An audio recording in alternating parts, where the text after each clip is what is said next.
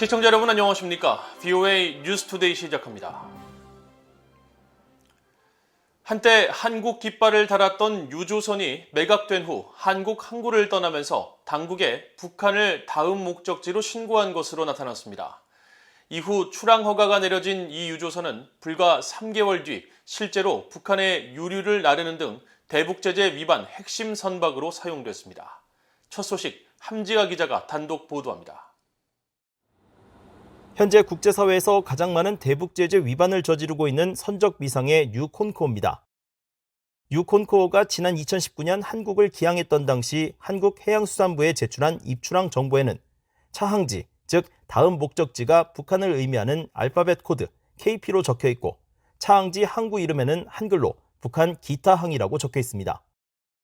이후 유콘코어는 차항지가 북한으로 적힌 내용을 토대로 3월 22일 출항 허가를 받은 뒤 한국을 떠났습니다. 이후 뉴콘코어는 불과 3개월 만인 2019년 6월부터 공해상에서 불법 환적을 저지르는 모습이 포착되기 시작했습니다.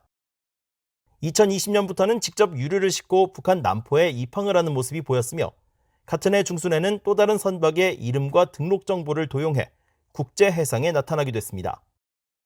또 지난해에는 위장을 목적으로 중국 항구에서 페인트를 칠하는 모습까지 목격됐습니다. 이에 따라 뉴콘코어는 2020년 이후 유엔 안보리 대북제재위원회 전문가 패널에 연례와 중간 보고서 5개 모두에 이름을 올리면서 대북제재 권고 대상 선박으로 매년 지정되고 있습니다. 만약 한국 정부가 차항지를 북한이라고 보고한 뉴콘코어의 출항을 허락하지 않았다면 이 선박의 대북제재 위반 행위도 미리 차단될 수 있었던 셈입니다. VOA는 11일 해양수산부 관계자에게 뉴콘코어의 출항을 막지 않은 이유가 무엇인지, 또 뉴콘코어가 마지막으로 한국을 떠날 때 선적했던 물품의 양과 종류는 무엇인지 등을 문의했지만 12일 현재까지 답변을 받지 못했습니다. 또 한국 외교부에도 같은 내용을 질의하고 답변을 기다리고 있습니다. 한국 선박업계 관계자는 VOA에 선박이 차항지를 북한으로 기재한 사실을 알았다면 한국 정부가 이 선박에 대해 추가 조사를 실시했어야 했고 만약 차항지를 북한으로 기재한 걸 모르고 지나갔다면 이 역시도 문제가 된다고 말했습니다. 한국 선박이 북한 선박 혹은 북한의 통제 아래 있는 선박이 돼 나타나는 점도 근본적인 대책이 필요한 부분입니다. 유엔 안보리는 지난 2016년 채택한 대북결의 2321호를 통해 유엔 회원국들이 북한의 선박을 판매하거나 북한 선박을 구매하지 못하도록 하고 있으며 한국과 미국도 별도의 독자 제재를 통해 북한과의 선박 거래를 금지하고 있습니다. VOA 뉴스 함지아입니다. 북한은 최근 1년의 실험을 통해 대륙간 탄도미사일 ICBM으로 미국 본토를 타격할 수 있는 역량을 개선했다고 미국 의회 조사국이 밝혔습니다.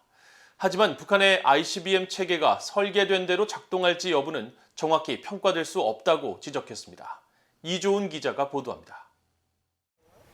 미국 의회 조사국이 최근 갱신한 북한의 핵무기와 미사일 프로그램 보고서입니다.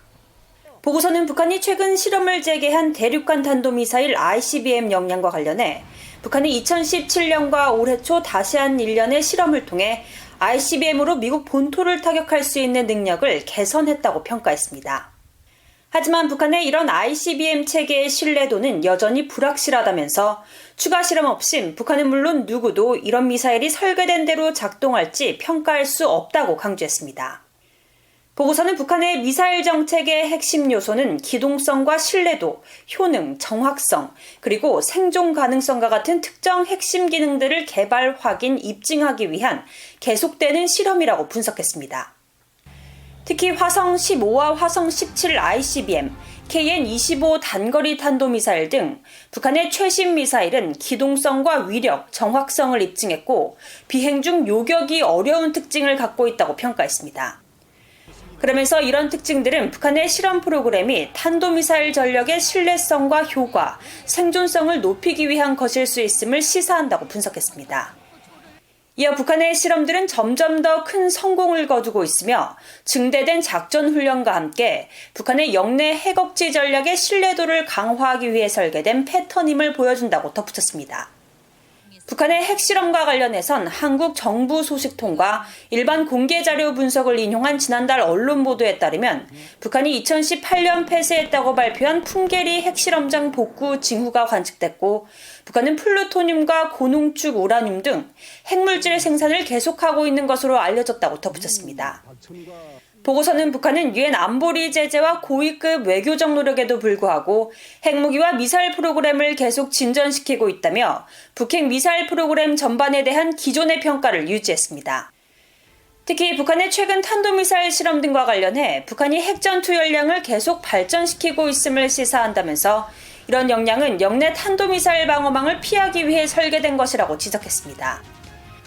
그러면서 북한의 이런 접근법은 핵전투 역량을 보여주며 역량의 신뢰성을 높이면서 북한의 억지와 강압적 외교 전략을 강화할 수 있다고 분석했습니다. VOA 뉴스 이조은입니다.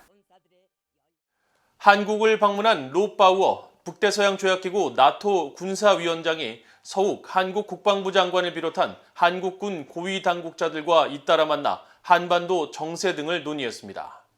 11일 한국을 방문한 바우어 위원장은 이날 서울 용산구 국방부 청사에서 서 장관을 접견하고 나토와 한국 간 안보 협력을 비롯해 한반도를 포함한 영내 안보 정세에 대해 의견을 나눴다고 한국 국방부가 밝혔습니다. 바우어 위원장은 이 자리에서 나토와 한국이 평화와 민주주의, 인권 등 핵심 가치를 공유하고 있다면서 한국과의 국방 분야 실질 협력을 매우 중시한다고 강조했고 서 장관은 바우어 위원장의 요청에 따라 한반도 정세에 관해 설명한 것으로 알려졌습니다. 바우어 위원장은 이에 앞서 원인철 한국 합참의장을 만나 나토와 한국이 지속적인 군사교류를 통해 협력을 더욱 강화할 것을 강조했으며 특히 북한의 계속된 핵과 미사일 개발이 한반도는 물론 영내 안보와 세계 평화에 중대한 위협이 되고 있다는 점에도 공감했다고 한국 합참은 전했습니다. 최근 배정했던 신종 코로나 바이러스 백신 전량을 북한의 수용 거부로 취소했던 국제 백신 공급 프로젝트 코백스가 열흘 만에 코로나 백신 183만 회분을 북한에 다시 배정한 것으로 나타났습니다.